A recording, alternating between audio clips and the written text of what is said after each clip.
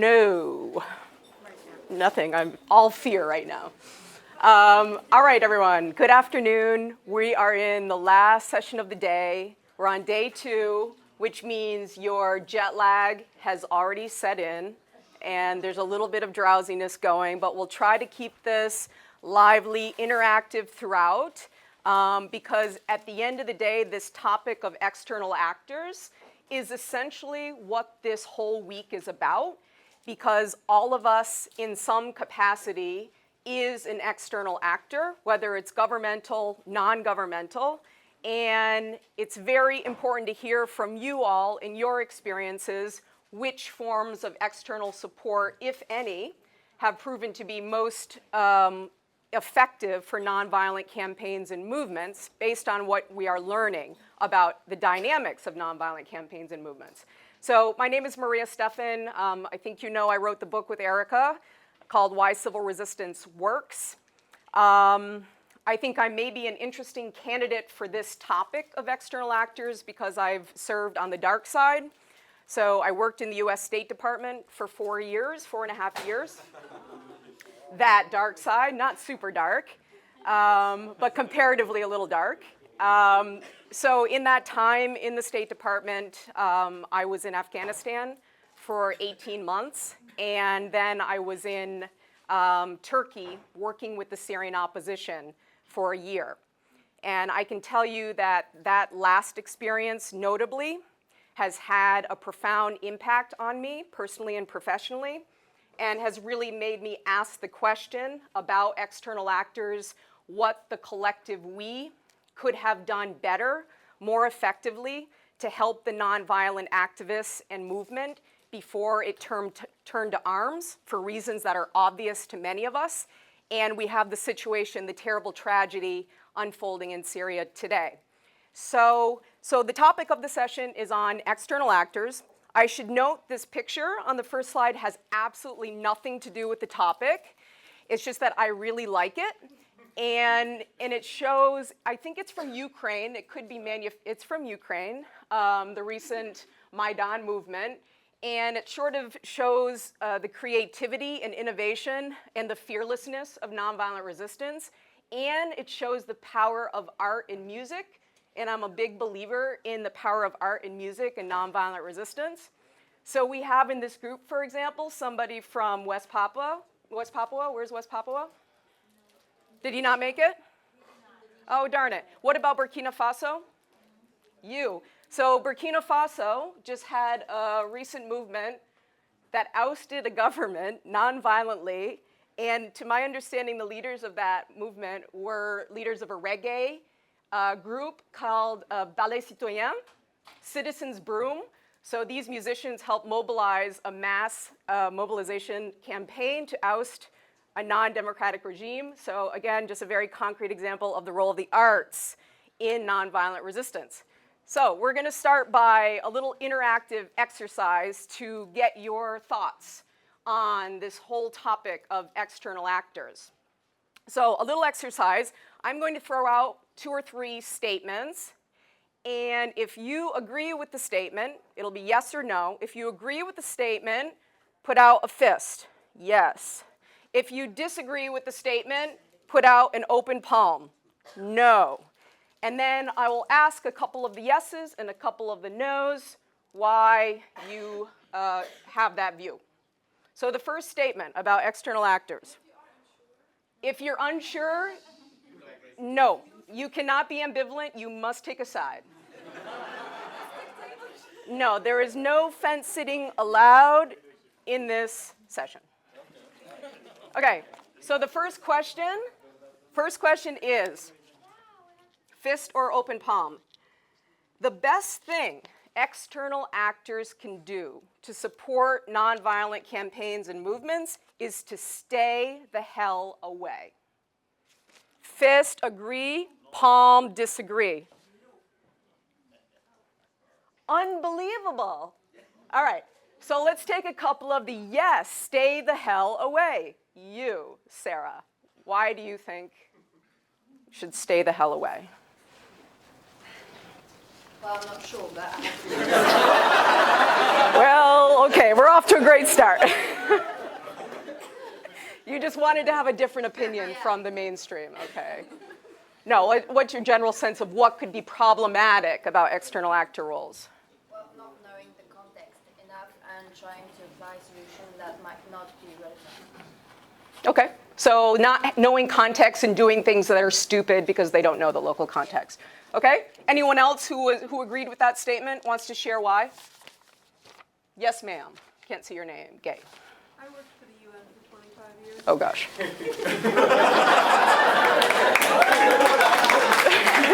Yes, congratulations. I'm sorry. I don't know. But clearly, I've seen them do more harm than good. Okay. Yes. In what way? Can you be a little bit more specific? Similarly, in coming in and thinking they have the expertise and the bona fides and they know other comparative cases and talking really fancy language and diminishing the people or disempowering the local people and making them think they should look up to these people. Okay. And when they're totally wrong. So they exert undue influence and tend to have sort of a distorting effect, but use a lot of fancy language to justify what they're doing. Yes. One more yes before we go. Stephen Zunis, I'm sure you have strong opinions on this. I'm not 100% on this. Oh, okay. It plays right into the hands of the regime to portray these indigenous nonviolent movements as part of some foreign imperialist plot or whatever. And again, there's a tendency, for outside groups, especially those that have generous funding, whatever, kind of take over and make it their agenda instead of the people's. Okay, so it makes it easier for regimes to target and delegitimize. So the people who thought that maybe it's not so bad to have external actor support, why would you say it's not so bad? Yes, sir. Because we're here, that's what's the reason.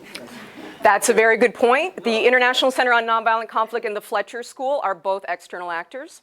And other type of training situations where we receive valuable advice from people who know what they're talking about. Good. So training can be helpful in this context. Yes, Mohammed? Just as I said, cross-fertilization of ideas, enriches your discourse even at home. And another thing is that when you externalize, like in Nigeria, when you externalize an issue, the government doesn't want to look bad with their friends outside. So when you externalize, they try and quickly come to the table and you engage. The engagement is more better. Peer-to-peer learning, cross-fertilization, you're not alone, that others have shared similar, not the same, but similar challenges in your context and learning how they've navigated. Yes, Suman. I'll give my experience. In our experience in Nepal, our authorities try to listen and try to give attention to the issue pretty quick if they see some external actors like supporting any movement or like campaigns. Okay. So I think. Okay. Excuse me. Very good. Yes? Yeah, like I'll quote Edward Asa, who says there's really no internal or external environment. I mean, there's only one social environment, and that the domestic face is the most compelling. So, external, internal, I think it's irrelevant, really. It's a human story, and the solidarity is required. So. All right, solidarity is important. One more, then we go to the next question. Yes. Or two, we'll do a joint. Go ahead. Yeah. Yeah, a repressive regime always controls media. So the international media and human rights organizations always help us to disclose the human rights violations. And we have quite a few cases that the external organizations give meaningful pressure to Chinese government, and then we have some success. Even though there's no influence to individual case, it still helpful because, for example, the political prisoners can feel encouraged in detention. Okay. So again, so people, especially those in detention, they know that people are working on their behalves. They're not alone. They're not forgotten, which can be an empowering thing and can sometimes get them out of prison, of course. Last one, then we'll go to the next question. It really is important how you define external actors in the context where it is. In In situations like genocide, states can intervene, according to me, as an external actor. In situations like changing regime or, I don't know, whatever human rights violations are happening that are not as active as genocide, people-to-people contacts are important, or people-to-people solidarity is something that I would find very much more acceptable than state support. But there is one aspect that is not taken into account. The countries, a particular country's diaspora can be an external actor. And diaspora's role is the one that I personally would appreciate the most and find most legitimate. Okay, well, we'll talk about the various external actors, with diasporas being certainly one of them. So, all right, next question. Money. So, taking money from external actors typically does more harm than good for nonviolent campaigns and movements. Fist for agree, handout for disagree. Can you repeat the question again? Yes, money from external actors to nonviolent campaigns and movements generally does more harm than good. Yes. All right, so the fists are agreeing with that statement. The palms out are disagreeing with that statement. All right, so who agrees with the statement? Yes, Ahmed. Yallah. I mean, taking money from the outside actors, or from the foreign countries, on one hand, it makes ground for the central government or for the center against which the resistors are resisting, that they are making money, and there is foreign involvement. It is not the voice of the local persons, or it is not they are not the son of the soils. They are the foreign actors who are protesting, or who are tools of the foreign media, foreign aggressors of the foreign countries. So therefore, every movement should be indigenous, and especially civil resistance movement doesn't need that much money that they can ask from the foreign governments and from the foreign aggressors. Okay, so the risk is losing local ownership and local legitimacy and becoming too reliant on outside actors for money, especially. So yes, others who were fist. Okay, Aya? External money comes with agenda. So not always, it depends on the context, but for example, I take the context of Africa. If Africa's agenda is more on, in general, like regional organizations is on agriculture, the international funding would dictate to you what kind of projects you have to do. It has to shift into democratization or women empowerment or whatever they want. So What about countering violent extremism? yeah. Do you know this category? Yeah, Okay, go ahead. But what Sorry. I mean is that it comes with an agenda that not necessarily the agenda that people's needs are calling for. Therefore, it changes the whole dynamics of what you are needing, and you become more accountable to the funders or those external actors than the needs of the people. Okay, so you can become more accountable to the funders and outsiders than to your own people, and the mission and message can be distorted of the campaign and movement based on what the donors want, based on what the people need, essentially. Yes? First, Andre. change my position. I'm very biased because I think about my movement entirely sponsored by external actors. Why? Because Which one? Chestnut movement is honest movement. We are Okay, for the got it. parliament. We cannot take money from internal actors because of the oligarch system. We are trying to make better standards of quality, and any actor basically he gives me $500, but you can link him somehow to certain oligarch, and that's it. We will be considered puppets of the oligarch. And when it's external impact, and we have money from Swedish government, U.S. government, private foundation, and media, it really diversifies. And if you manage to use your agenda still, because donors come in the line, they want to give, oh, you're doing great things, guys, let's give you money. We say, no, we're not sure that we want your money with your agenda. That's the way it works, but our situation might be pretty unique. Okay, so if you can't get clean money locally, you may need to seek it outside. External money are better than dirty local money, what I think. Okay, it's a very good point. One more who agreed with the statement, who we haven't heard from. Yes, Lilit. I agree with all of the statements made, but I would add one more thing. This is very, very dangerous for the values of the very society and the nation, because it can mean that if today this country pays this much money for making changes, promoting changes, if the day after tomorrow another country pays more, or another external powers pay more, I call this payment. Exactly. So it means I'm gonna take from that country. So that's why it's not acceptable. Okay, makes a lot of sense. So, yes. In our case, Russia always paid more. Okay.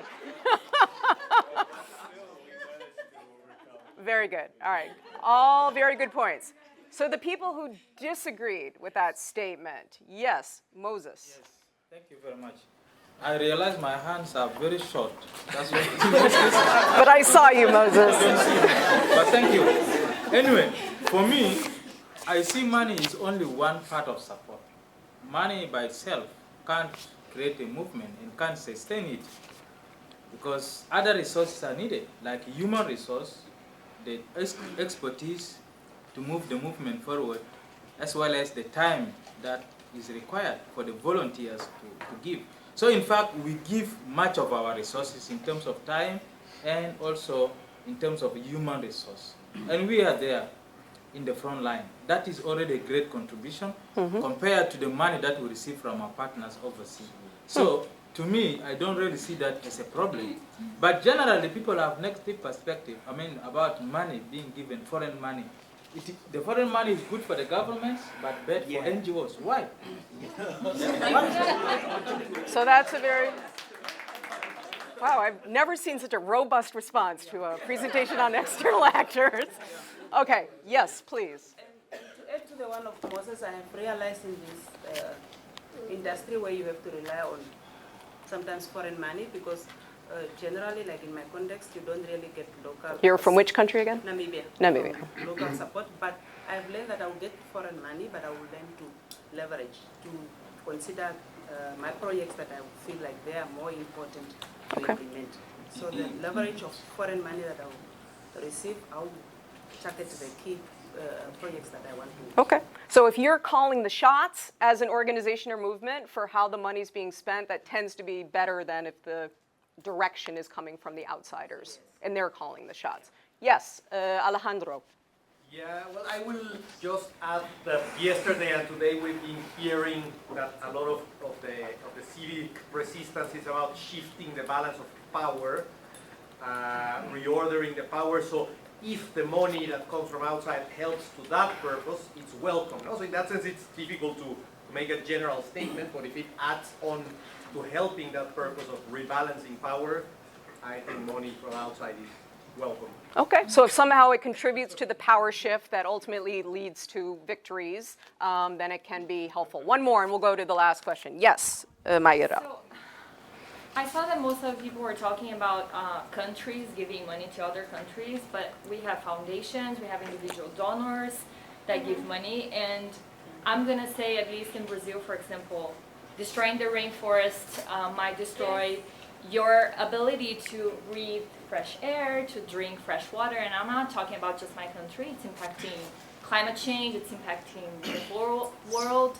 The first thing that the government does when we are creating movements to protect, it's cutting the funds from all the organizations that are fighting to protect that, and we can only survive because external money comes in. Okay, so it can be a pure survival means, the foreign support. Last question. Non-governmental actors are fundamentally better positioned and more effective at supporting nonviolent campaigns and movements compared to governments. So non-governments, more effective than governments. Agree? Disagree? Yes, non-governmental actors are in a better position to support and are more effective, that's a better way to put it, are more effective at supporting nonviolent campaigns and movements compared to government actors. Agree, disagree. Aaron agrees. Why? Sort of for the reason, some of the reasons that people mentioned in the last question, which is that government, there tends to be stipulations with governments. It's not, yeah, there's stipulations, there's alliances, and NGOs tend to be can be a little bit more neutral and objective and for sort of social good rather than self-interest. Okay, so governments are generally following their own interest, and there are lots more, generally, but not always, lots more strings attached when it involves governmental actors compared to non-governmental actors. Other people who agreed with the statement of non-governmental. Yes. Hold on, Amir. I should say non-governmental because like I'm working in a non-governmental organization of human rights. Well, that means you're right. I'll be giving an example. Like, we are working as a human rights activist in a human rights commission, and we normally document in those areas, like in my province, they are directly in confronting with the state. They're directly having some problems with the state. So in that way, the state do not can project the human rights violations or anything that's going in the province. But in compared to that, we like human rights organizations, like there are many organizations working there. We can like bring the things to the media, or we can bring it like to international media in a better way in compared to the government side, because like it's not their interest, because they think that it's going against the law, against the government, against the state. So I think non-governmental organizations, because they are neutral autonomous bodies, I don't know that NGOs are necessarily neutral, but your first point of they have better access often than governmental actors seems to make a lot of sense. So the access in order to publicize and get things out to the media, NGOs can have, or non-governmental actors can have a comparative advantage, for sure. Others, last one who agreed, then we'll do a disagree. Yes, sir, Jeffrey from Kenya. I agree, I support that statement because from where I come, and that is Kenya, NGOs are non-state actors. And then we have the state actor itself, which is government. Movements are meant to pursue or demand for certain actions that have not been delivered or been done by government. And therefore, I think non-state actors are better placed to steer, such a course than governments. And then, secondly, we have a new constitution which gave us, a body that is called the Kenya National Commission on Human Rights, which is a state actor. But that body has not been able to support even a single movement, because the moment they tried to support government, the executive used parliament to take away funding from that body, and therefore the body became toothless. Right. Many times there is no goodwill from the state, but I think there is much goodwill, from non-state actors. And the masses themselves have got much more belief in the non-state actors than the state itself. Okay, that can be the case in certain places, and it may not be in other cases. But that's a very good point. So how about the people who disagreed with the statement? So governments are actually in a better position, in some cases, to provide effective external support. All right, I'm modifying because there's like no hands, so I'm hedging a little bit.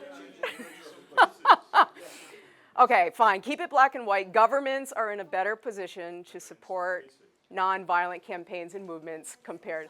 Erica, are you agreeing?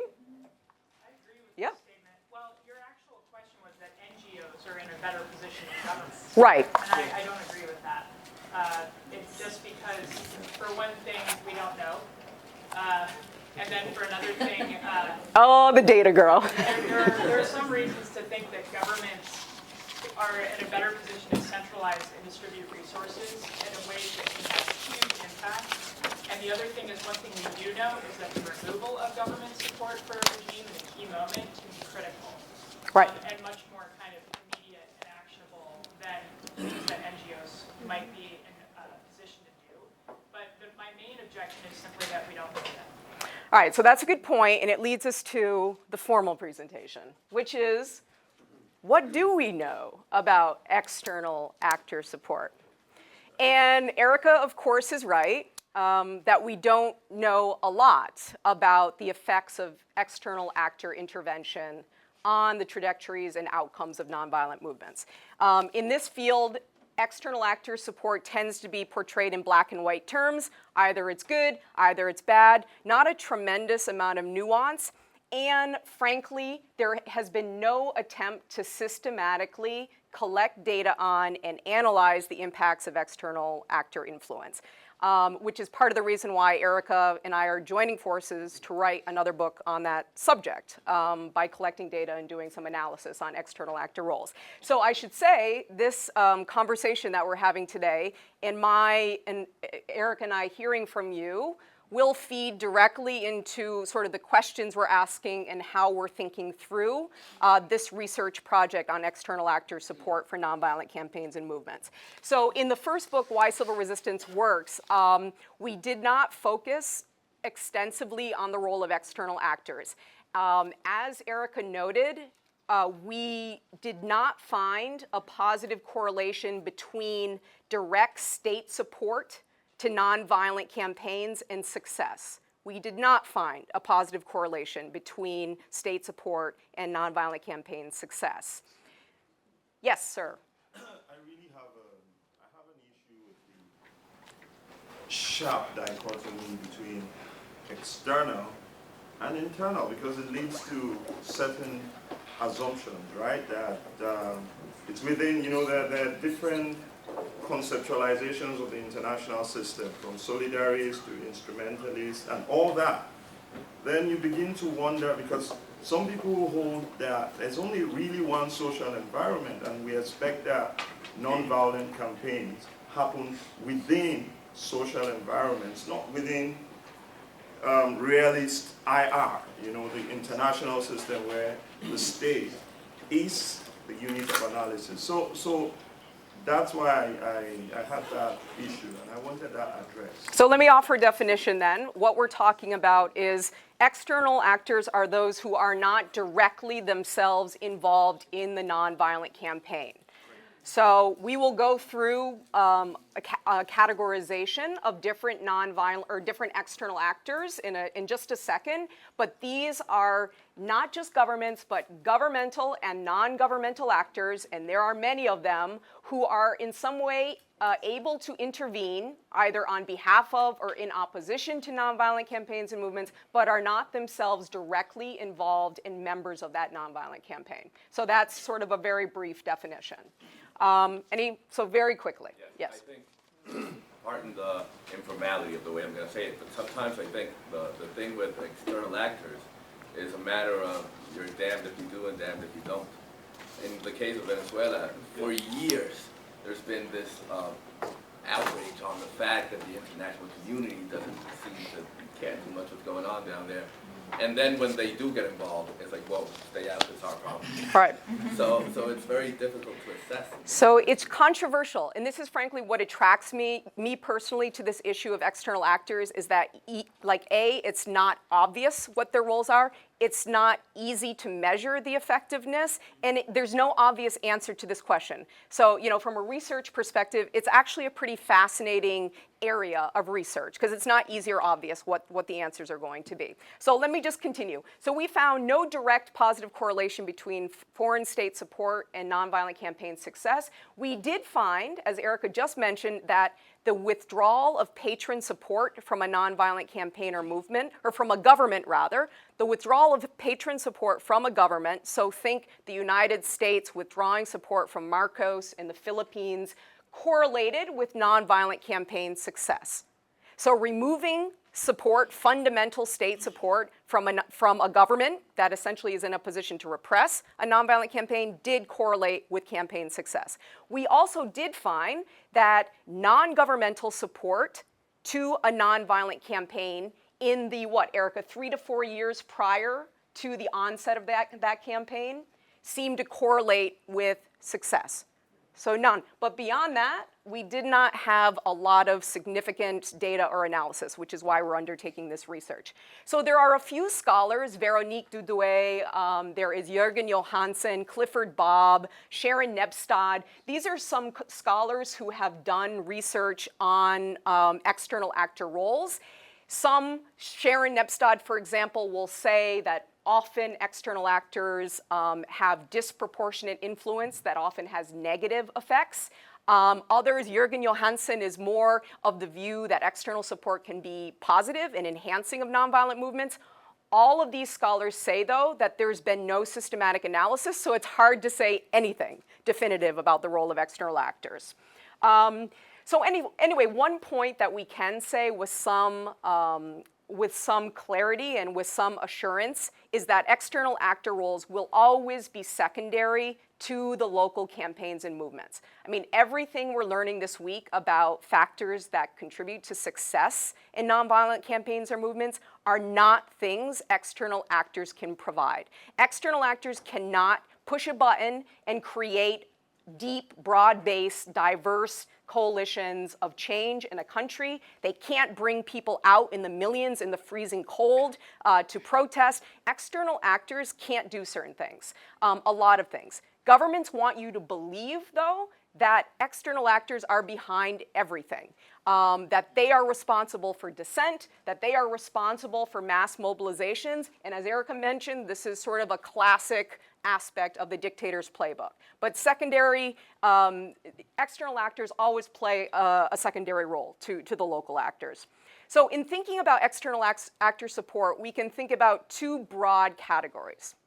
So first category is the enabling environment. What can external actors, governmental, non-governmental actors do to create a more open, hospitable environment for nonviolent organization and mobilization?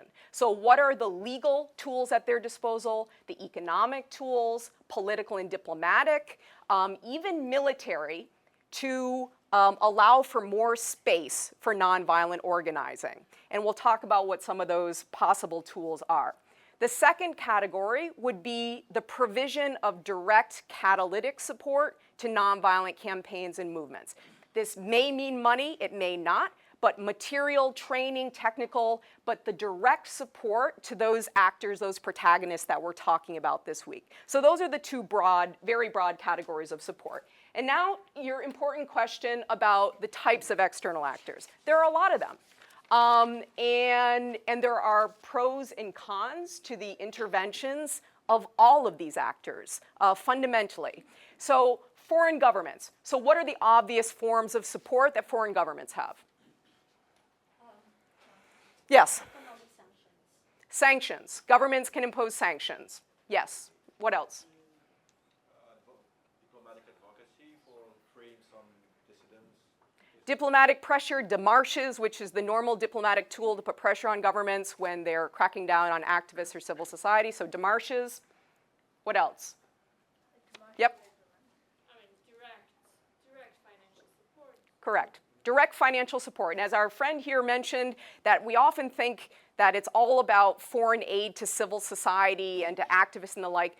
Oftentimes, governments are giving massive amounts of financial and other support to governments, even though these governments are the first ones to criticize when they are supporting then civil society or non-state actors. So financial aid is a huge form of intervention by governmental actors. There are various forms of diplomatic intervention. So I think I have, oh, it's on the next slide. One of the most important toolkits, if you will, for diplomats is called the Diplomat's Handbook for Democracy Development Support. I hope you all have heard of that. It's basically a book, www.diplomatshandbook.org. It's basically all the tools at the disposal of diplomats out at post, so out in the field, out at embassies and consulates, to support and engage civil society, dissidents, and to support democratic transitions. Huge tool. I wish more diplomats knew about it, frankly.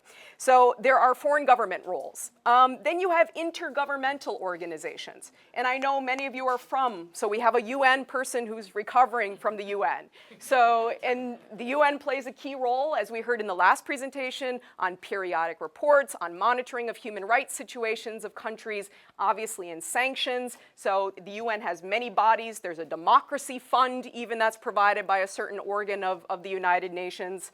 Then you have the Community of Democracies. Do folks know what the Community of Democracies is? Anyone heard of it? That's telling, isn't it? So the Community of Democracies is an intergovernmental body that was established in the year 2000 by the Warsaw Declaration that brings together civil society, governments, and the private sector to support democratic principles and institutions. The Community of Democracies, whose home base is in Warsaw, is in Poland, has a working group, a special working group on supporting civil society and addressing closed spaces. So for many of us in this room, that's actually a very important intergovernmental body that's working every day on an issue that is important for this conversation. You have the World Bank. Now, one could think that the World Bank doesn't have a significant role to play in this kind of conversation. After all, it provides loans to government, but it provides huge loans to government. So it's very relevant to the conversation that we're having. And I would say the interesting facet with the World Bank now is, as part of their transparency and accountability work, they're much more interested, I would say, and there's maybe some bank folks here, I don't know, or people who work with the World Bank, they're much more interested in social movements today, I think, than they've ever been in the past. It's on their radar, they're writing about it because they want their money for development not to be corrupted away, to contribute to development, and they get it, that you have to engage civil society, and that movements tend to promote transparency and accountability. So it's actually a pretty big door opener for this intergovernmental organization, is the transparency and accountability. International NGOs, so a lot of you are from this category of external actors. So we've got Oxfam, we've got Human Rights Watch, Amnesty, Civicus, Transparency International. I think we have a couple of Nonviolent Peace Force people, Pax Christi. So these are organizations that can help advocate on behalf of nonviolent campaigns and movements. They can help influence media and public opinion, provide direct training and financial support. And what is the advantage of international NGOs compared to the first two actors? Maybe empowerment. What about their legal status, for example? Builds on the last conversation. International NGOs are not under the same system of international law as states. So they're able to do certain things that governments are not able to do under international law. So that can actually be very helpful for nonviolent campaigns and movements. So they have a different status. They're sometimes seen as more objective and neutral. But needless to say, they don't have the same legal restrictions under international law as foreign governments do. So yes, sir, quickly. For instance, with Amnesty International, these status used to be very bad for us because at any moment government would say, you are, a UK-based organization, we have nothing to do with you. So we try to be international movement and local. We call it global. Mm-hmm. It's very hard, but you have to, play double game and tell the government, yeah, we are international movement, but we are nationals. Right. And when it's from our side, no, we are not local movement. To tell you that, it's not just that we are obliged to, play this double game to be sure that we'll take advantage of. So you worked around the government critique, which is inevitable. And remember, this was a big Erica point that, honestly, in many of these situations, no matter what you do, you're going to be condemned as, hands raised, how many of you have been declared either a traitor, a terrorist, a hooligan, or enemy of the state? Okay, yeah, so that's the point. All right, okay, so this just demonstrates that, yes, you can do things to mitigate the delegitimizing effects of association with external actors, but it is always going to be there. And it's more like how you maneuver and how you deal with it, rather than thinking that something is going to melt the hearts and the minds of government officials and they will somehow ignore this or not try to delegitimize you. So anyway, okay, so very good point. diaspora groups, and somebody had a very passionate statement about diaspora earlier. So this is an interesting group because, you know, pros and cons. I frankly have done more research on the role of diasporas in supporting armed insurgencies. I'm much more familiar with that sort of line of research. You know, certainly in some of the work on transnational activism, diasporas have played critical roles, whether it's East Timor or Kosovo or these others. But they're an interesting category because they can be co-religionists, co-ethnics, co-nationals who generally are motivated to want to help the people in their country that are living under repression or advocating rights, but sometimes they can be a little extreme in their views. Not always, but diaspora groups sometimes can sort of go on the extreme end of the spectrum. So does somebody have did you have a point that you wanted to make about diasporas? No, I agree with you that it can go a bit extreme and unarmed, but deep inside has a deep interest in improvement. So right. They can fail in the method of how to improve situations, but their intentions are normally honest. Yeah. So I mean, the advantage too of diasporas is that they have access to media and to political institutions in other countries, obviously, so they can be a mouthpiece for the campaigns and movements. It relates a little bit to what Nicola talked about, the boomerang effect in certain places. And I think at least, where's our Tibetan here? So yeah, Students for Free Tibet, this is a pretty classic case of a diaspora movement that has combined nonviolent activism in the US and other countries with a pretty robust advocacy effort as well. So did you want to say anything about your activism? Yeah, I think personally, for me, whenever I kind of get into these kind of different campaigns, and one of the most challenging things is because personally myself, I've been born and brought up in exile. Whereas the only connection I can have direct connection to Tibet is through my parents, or for that matter, any Tibetans from Tibet. So one of the kind of challenging questions that always arises in my mind is because you're doing a lot of things, but then again, there are questions, you know, like people ask, you know, do you think that you are really making a difference inside Tibet? And do you think that what you are doing are really making a strong impact inside Tibet? Because there have been kind of cases where some people said that after 2008, when there was this whole uprising inside Tibet, and then there was this growing kind of reaction from the global community. So did it really help or harm the Tibetan community, especially the Tibetans inside Tibet? Because there have been instances where people say that because you did that, and then that led to kind of further repression inside Tibet. So there's always this kind of conflict, and so my challenge is always trying to understand, you know, how to kind of translate that. Right. Yeah, and sort of, you know, it's a larger conversation about what constitutes effective diaspora activism on behalf of nonviolent campaigns and movements. And again, I mean, I could be wrong. I haven't seen any really good research that's been done on effective diaspora roles vis-a-vis nonviolent campaigns and movements, at least beyond the sort of anecdotal or one case. So maybe one more point about diasporas and then we'll... The Tunisian diaspora was really important for the struggle in Tunisia, and that was shown after how many people had come back to Tunisia after the revolution, and even the president was in exile for years, and then he became president. Right. Also, Egyptian diaspora now is organizing itself, and that's maybe a missing piece from the scene about Egypt, that many people think it's helpless, it's desperate, but the diaspora is really organizing itself now to go back like stronger and to voice the issues that are happening in Egypt. And many of the international campaigns that get out a lot of people from jail was from the diaspora. Right. Because inside the country you can't do anything about it. Right. Because there are obviously things that diasporas can do that people in the country and in the struggle cannot do themselves. Quite useful and beneficial.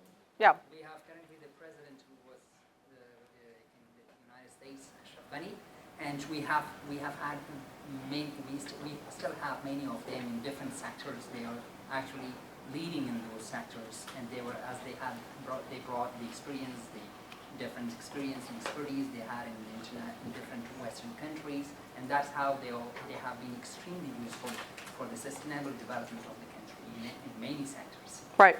No, so that's a very good example. We don't have this good. I just have to say that in Nigeria there have been even more of collaborating with the government. You know, they even hire protesters abroad.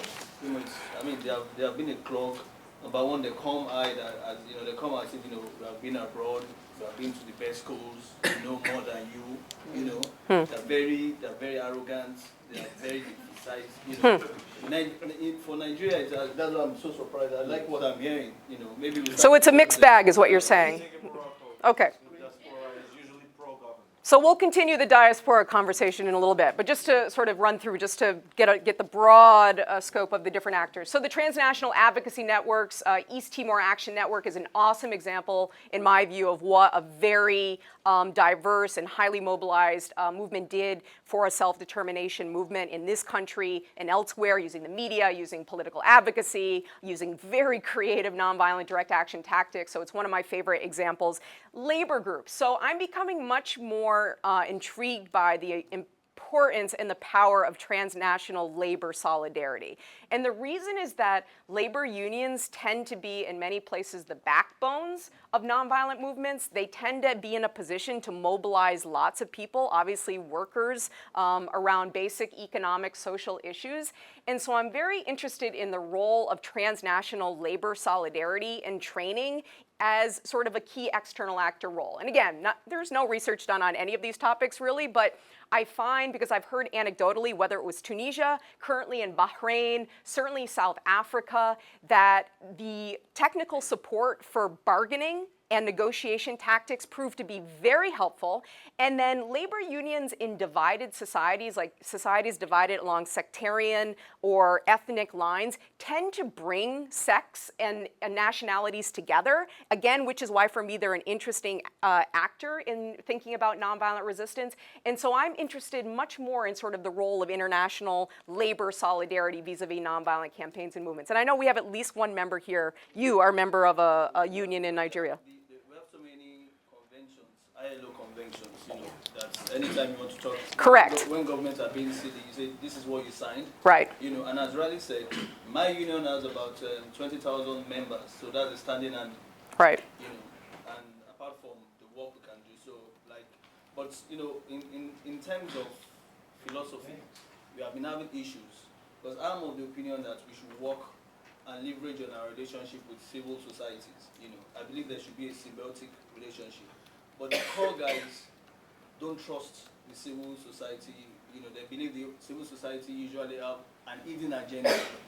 So that's why I was asking somebody the other time that should we be having MOUs? If you're having a project, they say, okay, for this project, this is what and where our alliances will be. After the project, everybody goes back to his room. So those are the issues. Okay. Corporations and individuals. So corporations, obviously, they're sometimes seen as the bad actor in many of these nonviolent campaigns and movements. And I know Althea will be talking a lot about the extractive industries and the role of corporations therein. But I also think, you know, corporations can play an interesting role in opening up space. I'm mainly thinking about tech firms in this capacity. So whether it's Facebook or Google, in certain places, Twitter, which kept open services during the Green movement in Iran in 2009 when they were supposed to be shutting them down. So I'm sort of intrigued by the role of tech to do good and the role of technology in supporting nonviolent campaigns and movements. But needless to say, corporations can often be a critical pillar of support for the regime. And as a strategist, especially again in the extractive industries, oil, gas, minerals, and so as a strategist, you have to think about what does it take to influence, you know, this key pillar of support whose stakeholders may be outside of the country. So what does it mean to have a strategy that targets this campaign? And so it's sort of a larger conversation, but it's an important one. And finally, individuals. So, you know, whether they're the Nobel laureates who make powerful statements on behalf of nonviolent campaigns and movements, whether it's the George Soroses of the world who have given, you know, a lot of funding and support for civil society, Central and Eastern Europe, whether it's even a Peter Ackerman who's supporting the International Center on Nonviolent Conflict. Individuals can have, you know, important sort of independent effects on these nonviolent campaigns and movements, both in the enabling environment space and in the sort of catalytic support. So we've already talked about, you know, a number of these in the context of the actors, but so, yes, please. Impossible. Oh. I don't know if you skip them or, because I think transnational groups Oh, university and student. How could I forget about university students? Transnational advocacy groups are very important in the region after the revolution, especially because, for example, when they shut down internet in Egypt, we created Facebook pages for them in Tunisia, and we continued until they went back and they administrated the pages. And when this solidarity network that has been created was incredible. And I myself, when I was stuck in Egypt airport and I was banned from entering and deported back, activists from Bahrain got me out of the airport, not even from Egypt. So it's really cross-border and it's really transnational, and it's very important as a solidarity network to maintain. It's a support system, so it's very important. Yeah, no, I agree completely. So from the university, someone had a strong statement, because, I mean, what's the advantage of universities and student mobilization? What do students have more than anyone else in society? Energy and creativity and the desire to do good and lack of pessimism and cynicism. And so they can actually do a lot to mobilize people who are otherwise apathetic and put a lot of resources and energy behind it. So students are very important. I was involved in student unionism, and I noticed that the students, the followers tend to respect their charismatic leaders. Yes. But from my own interaction, I've noticed that most of them could get corrupt, and when they have sold themselves out, yes, they'll be charismatic outside. They'll tell you to go, and they'll not go with you. Student unionism has to be. You have to be careful. Absolutely. There are pros and cons to charisma. Yes, last. About the individuals, it's a question, I don't know if I'm a bit off mark, but I do want to raise this. And that's true in a national context. So in a country where I work, a whole lot of population is underprivileged, whereas very few of us who have the privilege to study or to be able to even politically get involved. Would we be considered external actors in a struggle where we are fighting for injustice, which is not our local reality maybe, or which is not the location I come from, but I do get involved. So would that be considered? If you're in the country and you're in the civil society, then I would say that you're a potential ally with the movement. You mean you're in the country? And absolutely, but so I don't know that I would call that an external actor. Identity politics struggle, right? Yeah. Particularly a caste, I mean, I would take an example of the caste system in India, which is very much assertion of one's caste or one's identity. If I come from a different identity or a different location, would I be considered an external actor? Or if not, then... I don't know. I don't think so. I think if you're, again, across the border, outside of the country, then it's easier to justify that. But I'm not sure if you're a potentially mobilizable movement member inside the country, is I guess how I would think about it. Yeah, for sure there are class distinctions, but I don't think that necessarily makes you an external actor. Okay, so we got to keep moving. Types of support. So we began to talk a little bit about this. I should say I'm presenting in a way that Eric and I are thinking about structuring the book as well, and the kind of questions that we want to ask about the effects of different external actor roles and the tools that they have at their disposal. And really what I think are interested in hearing from you about is sort of your experiences with either effective or ineffective forms of external intervention based on these types of support. So it's very helpful for us as we're thinking about how to structure this research project. So financial, we already talked about the money issue during the first part. My sense too with financial is that, and this is direct monetary assistance to a campaign or movement. And I think there's a big difference between sort of foreign monetary support that is for specific projects versus core support. And I've had a couple conversations with folks here about that. Because foreign aid, often for civil society and for movements, is to support various projects, right? And so what does that mean? That means that the external actors have a lot of power. That means they're calling the shots. They lay out in a request for proposals exactly the type of project they're looking for. And so my sense is that when it comes to movements, that's maybe not the most effective form of external financial support. So financial support that goes more for core capacity, possibly could be more effective and useful for nonviolent campaigns or movements. But needless to say, the financial and all the pros and cons that you mentioned at the beginning are totally relevant. Moral and symbolic support. So this is sort of the demonstration, we've begun to discuss this, of nonviolent solidarity, either in one's own country or actually traveling to the country where a nonviolent campaign or movement is happening. I think one underappreciated form of moral and symbolic support is supporting the tours of nonviolent activists in other countries. I know the downsides of this, that you're taking them out of the fight, you're taking them out of the struggle, but I've just seen personally people's views of a conflict and a struggle transformed by meeting activists. There's a huge difference between reading reports and activist accounts and meeting them in the flesh. And so I often think, so like Iyad, you being in the United States, meeting with members of Congress, I'm not sure what your program is here, but I actually think putting activists in touch with policymakers and decision makers is a powerful and maybe appreciated form of moral and symbolic support. Because at the end of the day, activists need to know that they've not been forgotten, and that they're not alone, and that they're not isolated. And governments, other actors want them to believe that they are. So anything that can be done to give them voice and to put them into contact with supporters is very, very important. Technical and training. So technical, the provision of books, films, translated materials, equipment to nonviolent campaigns and movements, and then training. So something that we're doing here, training in strategic nonviolent action, in leadership, in organization, in mediation, in negotiation, in collective bargaining. These all seem to be training foci that have been very important to nonviolent campaigns and movements. But again, we haven't done sort of a study of what aspects of training and when and how has actually been effective. There's not been a study done on this, if we can believe this. And nonviolent movements have been going on for a long time. We don't know what kind of training works. We don't know. And so this is sort of something that we hope to begin to address. And then what types of material support? We often heard from the Women of Zimbabwe Arise, if only we had 50 trucks. That's all we need is 50 trucks to be able to mobilize and campaign. And so why can't there be a fund for 50 trucks? Something like this. So anyway, it differs by situation, but seems to be important. Civilian protection.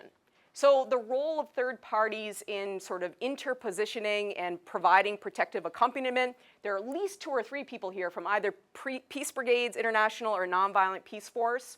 Who are so PBI, and then 1 or 2 Nonviolent Peace Force and Nonviolent Peace Force. Okay, so this is sort of important because it can help deter repression. So having third parties sort of accompany or be alongside nonviolent activists and movements in repressive environments can help deter violence, both coming from state actors and, frankly, from non-state actors. So some of the most effective accompaniment has been done in Guatemala, in Sri Lanka, in Colombia, where it wasn't just state militaries. It was paramilitaries, it was drug mafiosos, but having sort of third parties there and accompanying can help deter the repression. So then practical participation. I'm always intrigued when I learn about diplomatic roles. So when diplomats engage and participate in protests and rallies and demonstrations, under what circumstances do they do it, and when is it effective? So I know, for example, in Ukraine, you had a lot of EU diplomats sort of out in the streets during the various mass mobilization phases. Certainly there was a period in Syria when diplomats were going out and showing solidarity with the nonviolent protesters. So direct shows of support and solidarity is definitely a form of support. What's that? Presidents going out and making statements of support or being directly involved in the protest. And that can have a negative effect, I suppose, but the positive is that, oh my God, we have like an influential person who is demonstrating concrete physical solidarity with our movement, which can have a sort of an empowering effect on nonviolent camp, depending on who it is, I suppose. Because, if you have somebody showing support who you really don't like, and then that's a problem. You know what I mean? So I could see where that sort of backfired. So practical participation. Isn't part of this also like outside advocacy movements and people who are helping to amplify or do international advocacy? There's other than, is that what would fall? Is this the category that would fall? So I think that's more moral symbolic. Erica, where do we put advocacy in moral symbolic category? Well, it depends on what you mean by advocacy.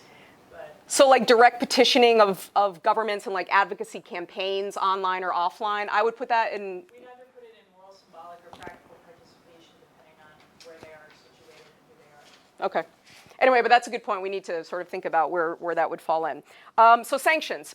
Folks talked about sanctions here. Erica, I believe we have a finding from Why Civil Resistance work that sanctions or how we measure them did not seem to help nonviolent campaigns or movements. But that was a pretty, it was a pretty, what's the word? Zeros and ones. Dichotomous variable where it's either yes or no. And so we couldn't say much except the data did not suggest that they helped. My sense is there's a big difference between blanket sanctions, so sanctions targeting a whole population, versus targeted sanctions that hit the pocketbooks of regimes and their entourage, and more importantly, their wives. You know why their wives are important? Because it's usually wives. Because they shop. Yeah.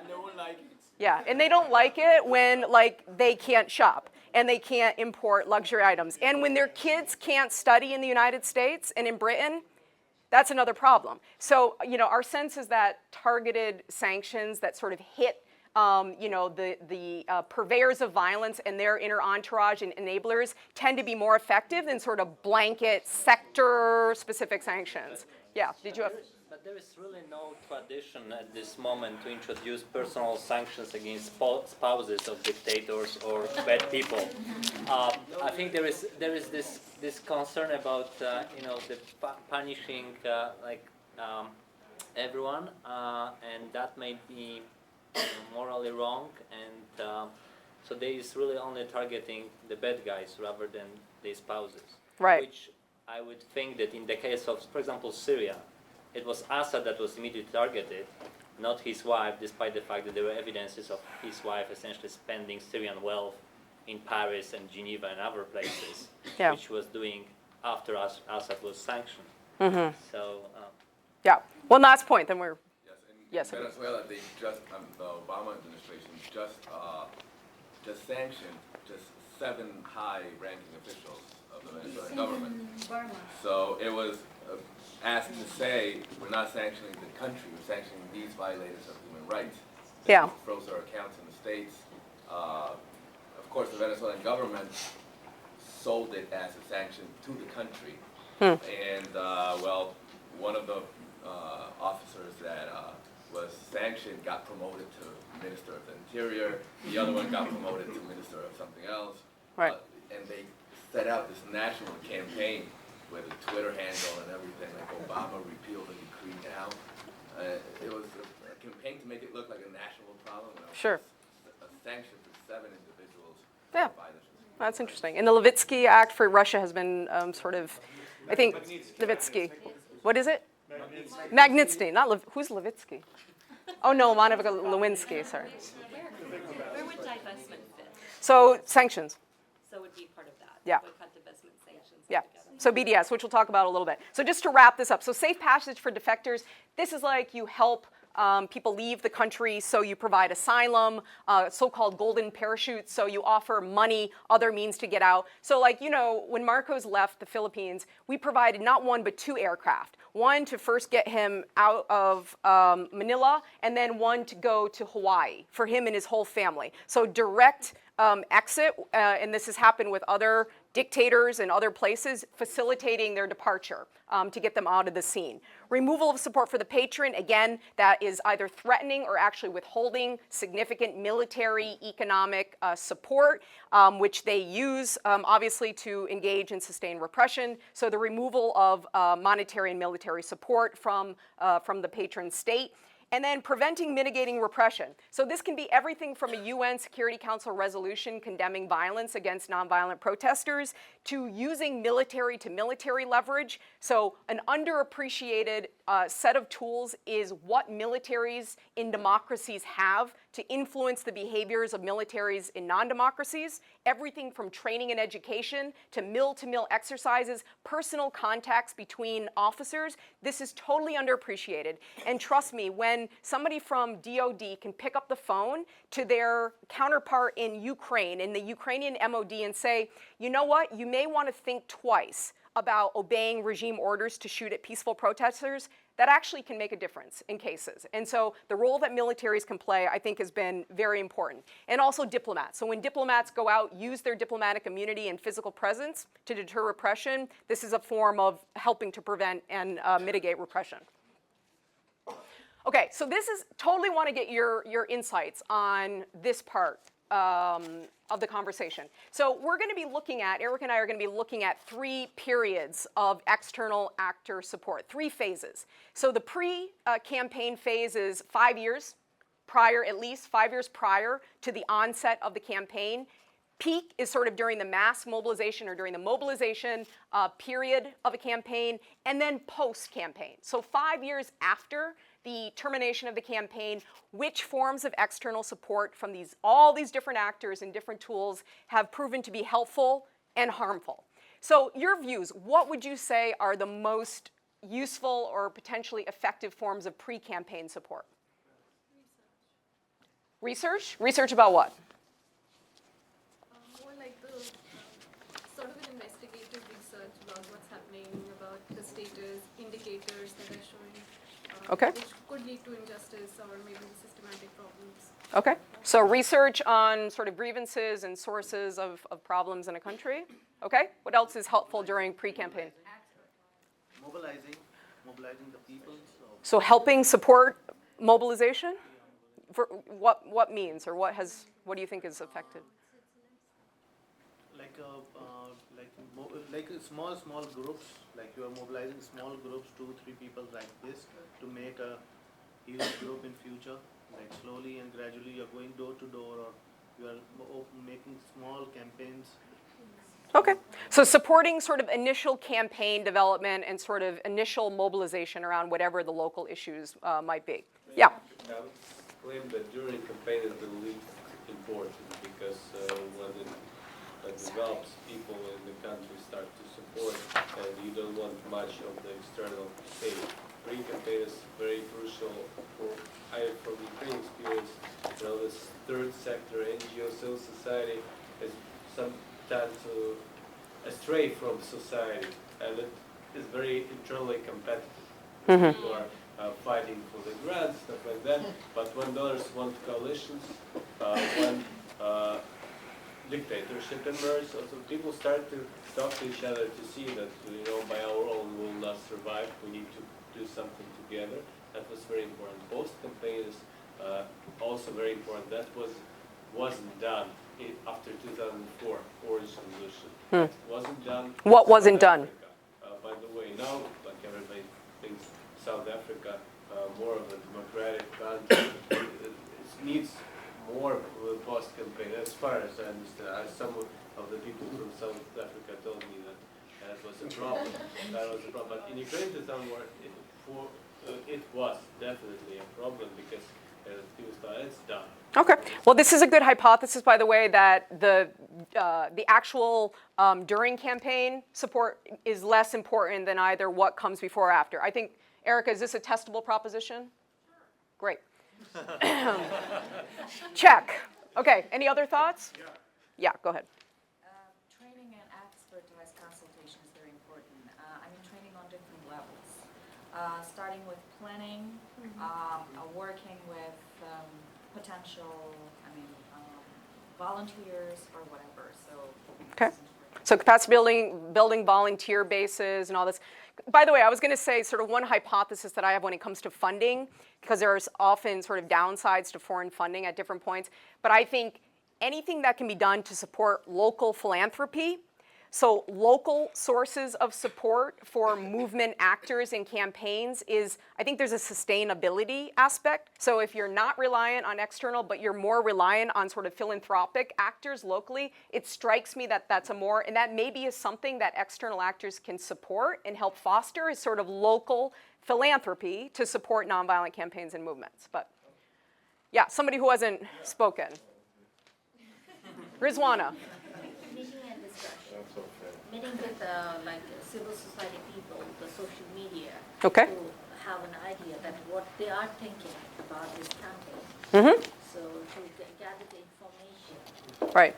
So actually knowing who they are. So this is a challenge for my colleagues in the Foreign Service, is that sometimes sometimes there is the tendency to engage with the same actors all the time and to love them too much, to hug them, but really strongly. And they tend to be always in the capital and they speak perfect English. And so the problem with this is these are often not the actors that are starting campaigns and movements. But unless you have as a priority to like get out and have a broad level of contact with diverse members of civil society and outside of the Capitol, you miss a lot. Because often things aren't happening in the Capitol. And so it has to be sort of part of the training and mentality, whether you're a foreign aid worker or NGO, to expand the repertoire of contacts. Arab Spring, do you think any of us, any of the State Department, whatever, knew sort of what was going on, who was leading what? No, these actors and activists were not part of the Rolodex, let's say. So anyway, other thoughts? Post-campaign is very important because that's how I became very skeptical about foreign funding, because there is absolutely no follow-up after the campaign. It's like, okay, we give you the money to do it, you do it, it works, it doesn't, there is no follow-up on it. But so talk to me, what form of support is most helpful in the post-campaign part? It would be more of like how I was talking with Aaron about that, like in Tunisia we've been into the phase of revolution, the actual revolution, and then the transition, and then the elections.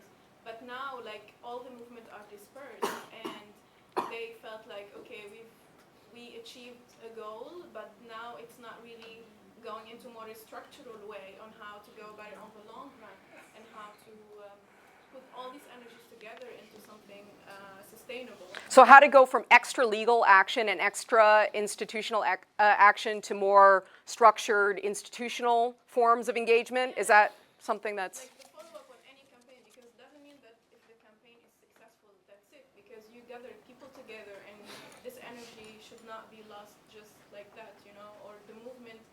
And it's another question that was raised yesterday: when the movement begins and when does it end? Right. And if it doesn't end, doesn't mean that, okay, everybody goes home and we had a great time. Right. Other thoughts on like the key phases and what is useful? Yeah. No, Maria, I wanted to say on the post-campaign, when Yeah. I realized that when you reach the goal, after that we need support of the capacity now. For what exactly? No, it depends on what was the goal that you wanted to achieve.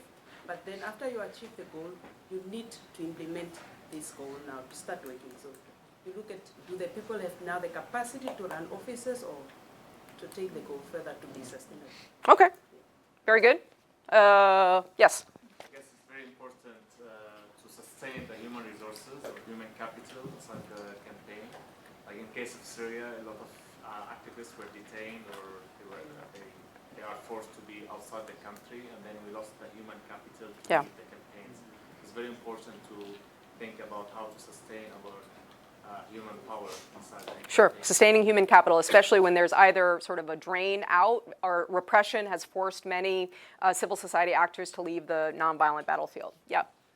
I also think so far we have been learning a lot about how to understand successful and also create successful civil resistance. But I think it's also imperative to also dwell more on nation building. Particularly, once a movement is successful, then there is this vacuum. How do you accommodate that vacuum in order to kind of make that smooth and successful transition? So I think nation building is also a very important kind of concept and practice that we should be able to also...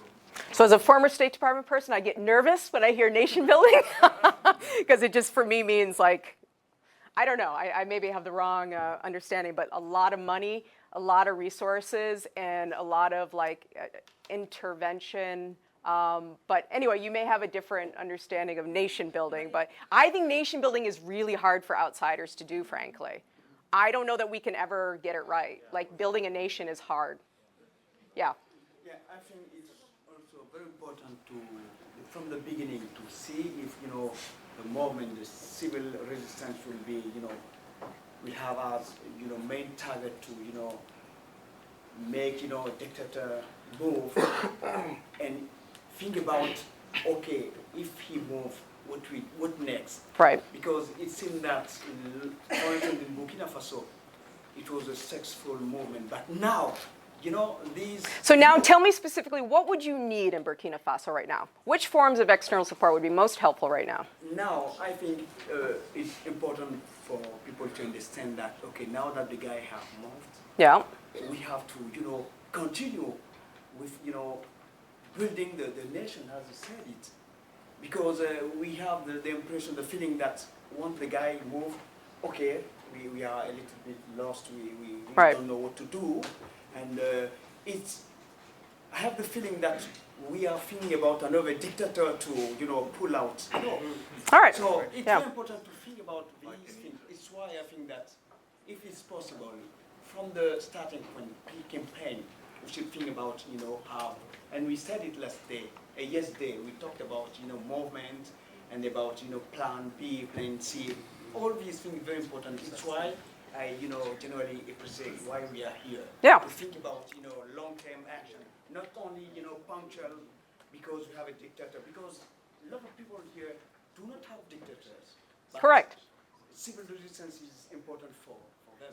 Right. When we're saying campaign, yes, in sort of the research, we're looking at maximalist campaigns, but this is pretty generalizable as well. And the idea is sort of sustainable, how to support sustainable movements. So this is very important. I also think it hasn't come up. Economic support and investment seems to be important, certainly during the post-campaign. If this conflict has gone on for a long time, support for reconciliation, I think may be very important in certain societies and sort of help with governance. Because if people don't see the dividends, like the benefits of a transition, they will give up on it. And so if you're not seeing better, more effective service delivery, trash being picked up, medical services, you will give up and you will be one of the many backsliding democracies that we're seeing around the world. So we don't have much time left, actually. Okay, so from this list in terms of disadvantages and advantages of external support, are there any things that you see that are blatantly missing? We've touched on a number of these disadvantages and advantages. They're broad categories. But what other sort of pros and cons do you think are off this list based on, and if you can be specific, like give examples from your personal, professional experience of what's been effective in your view and what's not been effective? Yes, sir.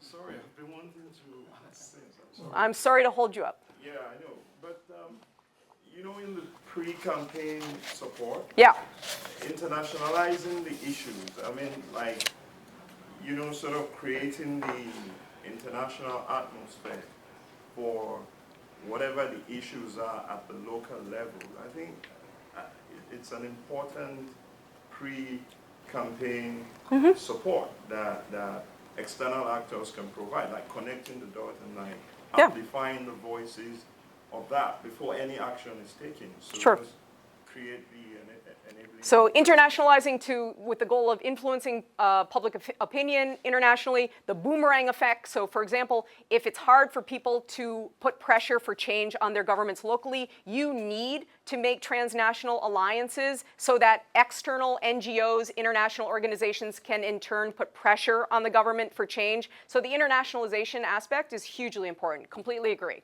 So advantages, disadvantages. Yes, please. To add whatever I just said, and this should be also, added to advantages part. I remember when I was involved in the social movement, a huge one a couple of years ago. I remember what kept me and my friends stay in the Republic Square and the Freedom Square and struggling was that our international journalists came up to us and publicized and made it international, whatever we were doing there. So this was a very strong way of support, and this is one of the ways to make it known to the world. So I think this is one of the most important factors. So sort of the internationalization through media of amplifying local voices who either won't be heard, will think they're ignored, forgotten. Yeah, so this is definitely a very key one. What else on disadvantages? Yep. A disadvantage would be to sometimes you have to go around the law. in order to receive that Right. external help. So what I don't know under international law is when it's okay to basically disobey national laws that are flagrantly violating international human rights law. So when is it okay for the US government to go in contravention of domestic laws that say you can't do anything, basically? Is there something smart about that? Or is it legal, not legal, nothing? I'm not clear on the hypothetical. Okay, so like, no, like, you know, governments could say there can be no, you know, state support for this civil society group engaging in nonviolent protest or direct action. Is it legal for the Swedish government to violate that domestic law and provide support? No. Yes, no, maybe. Anyway, I don't know, and I'm sure it's super controversial and there are different pros and cons. I know that like NGOs will be on safer ground doing this compared to governments, but it's a question I ask myself. When is it okay and a good thing, the right thing to do to violate a domestic law because it's fundamentally anathema and violating human rights? There's nothing in international law that requires that one government comply with the law of another government. Exactly. Boom. Got it. I love it. No, I know, but it's controversial when you're providing direct support to an actor in another country. That's my only, so anyway. Okay, other pros and cons or ways to mitigate some of the disadvantages notably? Yeah, let's group these and then we'll wrap. Go ahead. As I said before, when we talked about the money, disadvantage is also when these international NGOs comes to destroy the dynamics of the movement, and sometimes the immersions and sometimes in the middle of the movement. A concrete example is when the revolution started in Syria, and then the Syrian refugees went to Lebanon, and then people hosted them in their houses, and there was, you know, NGOs, local NGOs helping, you know, to host these people and to provide all the services. International NGOs came in and gave money to these families to host them. So basically, they destroyed the whole solidarity dynamics and how these NGOs went about solving this issue. So for me, yeah, destroying dynamics of movement and bringing money all the time to become a business. All right, so the last thing you want to happen is to create a marketplace for activism, right? As soon as activism becomes sort of something that can be bartered, bought, and sold, it's going to be a problem. Correct. And when money comes, you can't say no. You will be like, I yeah, think it's not just about the money. It's about international NGOs getting into another country, in another case, not exactly having the time to really be there, study, and know who is doing what, and thinking they know better. That's the problem. Yeah. So this gets at this part. It links to the last slide, don't worry. So principles. So this first one about context. Like, yeah, you've got to sort of know and be aware of the local context if you're thinking of intervening and providing support. Because what you do with support is you create winners and losers, right? And money does that even more. So everyone vying for funding, for example, you're distorting local effects, sort of you can destroy the social fabric of a movement just by intervening and sort of giving money to certain groups and not others. And if you don't know the local context, frankly, you're not going to know the grievances. You're not going to even have any clue, you know, what sort of support is the most relevant. If you're not getting the consent of the local actors. So, I mean, a general sense is that, for me at least, is that external support can be extremely important if, essentially, the external actors are following the marching orders of the local activists and campaigns. If they are consulting a broad spectrum of civil society, listening to them, listening to what they want and need, and supporting initiatives that are already underway, supporting mobilization that's already happening by actors that actually have a base of support rather than just a financed NGO, for me, this could be and often is very effective as a form of external support. But adhering to principles is key. Yvonne. I would also add one thing which is often underestimated, that is the manipulation of external actors by local actors. So external actors need to be aware of that. Yeah. Because they can be manipulated in the same way that they can manipulate. So what is it? So give a concrete example. I'm just going to give you like an example of when we worked in Ukraine supporting the movement there before the Orange Revolution. We did a series of civil resistance trainings that were packaged and presented as voter education, and we got funding from a number of organizations, including the OSCE, which Russia has a seat on, because they didn't know what the nature of these trainings were. Really, it was voter education. You know, so I mean, I know this example, but I'm sure there are others that, like, local actors can manipulate. Yeah. And so I think that, you know, international actors should be aware of that. And Sure. they should be prepared to be And be prepared to somehow analyze how they're being manipulated and when it's okay to be manipulated. Sometimes maybe it's okay. Yeah. Okay. Other? Yes, in the back. Haven't heard from you. I just think about the disadvantage of the external actors. Maybe this is like a context in my country, in Thailand. I think this is like the opportunity that the government can claim or blame the people who get the support from the external actors that they are not Thai citizens. And when you are not Thai citizen, you can just be kicked out of the country, or you are deserved for every violence thing. So this is like, for example, right now my country has the issue of Rohingya. Yeah, Rohingyas, yeah. Yes, and right now the people divide into two groups. One is like a support, like to have the Rohingya in the country, like to provide them the asylum, and like some international support, this kind of idea. But the government say that you support the external people, it means that you are not Thai. Right. And so it's like a kind of like to increase the violence again. So to delegitimize, and then it gets at this whole idea of the risks and rewards. And like, who's in the best position to assess risk and reward? Is it the external actor? No. Probably not. Probably not. And so this is all part of the like thinking and calculus of, you know, every context is going to be unique and different. The risks in one place will be very different from the risks in other places. And, you know, activist movements have to be comfortable with the risk level in order to accept certain forms of support. And if they're not, then it's a sign that, okay, this type. So the Iranian women during the 2009 Green Revolution movement said, we do not want any USG support. We do not want any, fine.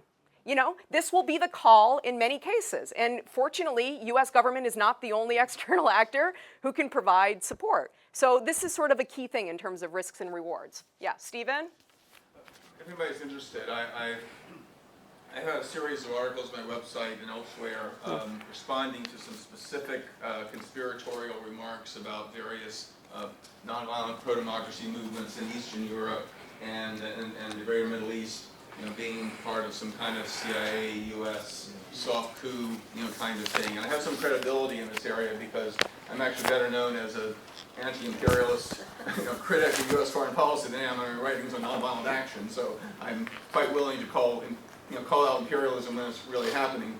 But you know, for those of you who are from Eastern Europe or the Middle East, or those of you who've heard these kinds of conspiratorial talk, you can either email me and I'll send you the links, or you can just go on my website, stephenzunas.org, and click under nonviolent action and scroll down, and you'll find them. How to debunk this accusation? Sorry? What are the blog posts about? How to debunk this accusation? Yeah, well, I look at some specific, some of the articles look at more general reasons why the notions are absurd, exaggerated, and some I'm responding to specific articles, specific accusations about specific countries. So that all the time. I always enjoyed circulating Stephen's articles to like State Department and USG colleagues, because the advantage is that you're very consistent with your critique.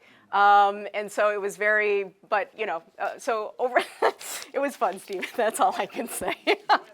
Okay, we're already over time, right? Because we're supposed to wrap at 5:30. Oh my God. So. And I have a quick announcement. So this is the last slide, and it's meant to wrap up in sort of this question of the things, certainly, I think all of us, because all of us are external actors. You all, in your professional capacity, are in a position to either help or harm nonviolent campaigns or movements. And so I think the key question, for this week and for this conversation is, what does it mean for me professionally to have a movement mindset?